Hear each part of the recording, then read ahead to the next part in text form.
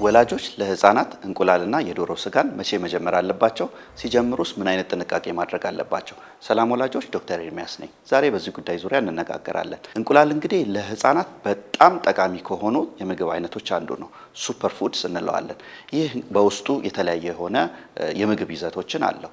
በእንቁላል ውስጥ ወሳኝ የሆነ የተጣራ ፕሮቲን አለ። ይህ ፕሮቲን ለህፃናት የጡንቻ እድገት እንዲሁም ደግሞ ለሴሎች መራባት በጣም ወሳኝ የሆነ ጥቅም ይሰጣል።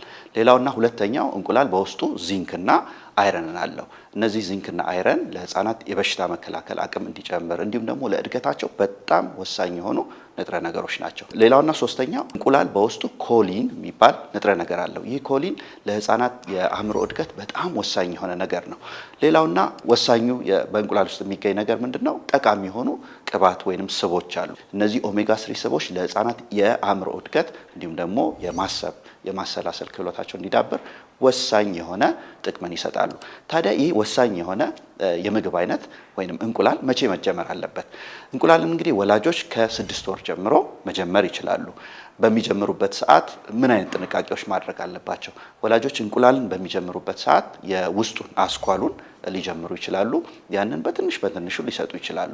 ይህንን የእንቁላል ከሰጡ በኋላ በልጆች ላይ የሚታዩ ምልክቶችን ማየት መከታተል ይኖርባቸዋል። ሲጀምሩም ከማታ ከሚጀምሩ ይልቅ ወይ ጠዋት ላይ ወይ ደግሞ ቀን ላይ ቢጀምሩ ጥሩ ነው። ምክንያቱም እንቁላሉን ከወሰዱ በኋላ ህፃናት ላይ የሚታዩ ምልክቶችን ቶሎ ለመለየት ይጠቅማቸዋል። የመጀመሪያ ቀን እንቁላሉን ከወሰዱ በኋላ በልጆች ላይ ለምሳሌ እንደ ሽፍታ፣ እንደ ማስታወክ፣ ማስቀመጥ ካለው ከእንቁላል አለርጂ ጋር የተያያዘ ሊሆን ይችላል። ነገር ግን ይሄ ምልክት ከሌለ በቀጣይ ቀን ሙሉ እንቁላሉን በትንሹ አድርገው መቀጠል ይችላሉ። ሌላውና ወሳኙ ነገር የዶሮ ስጋን መቼ መጀመር አለባቸው ነው። ይህ የዶሮ ስጋን ወላጆች ከ6 ወር ጀምሮ ሊጀምሩ ይችላሉ። ነገር ግን የዶሮ ስጋውን በሚሰጡበት ሰዓት በደንብ ፈጭተው በሾርባ መልክ ሊሰጧቸው ይችላሉ።